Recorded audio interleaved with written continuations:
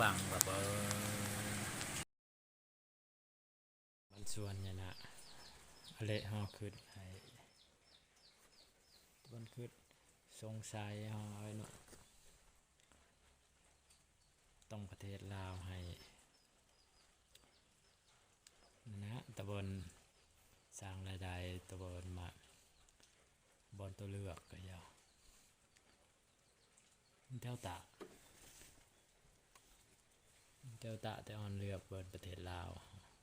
สร้างรายได้ตะเบินนั่นนะแต่ตอนจบประเทศลาวนั่นนะเนาะอันตะเบินก็เจาะเลยประเทศลาวเจาะไปประเทศกระเบินเลยนะก็อันในสร้างรายได้ตะเบินมันต้อง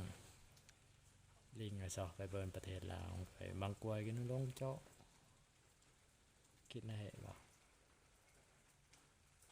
หรือว่าไปบางเทือต้องอนาคตในเบิร์นสร้างรายได้เบิร์นบ่นักเกยบ่นักเพื่อนักเกยบ่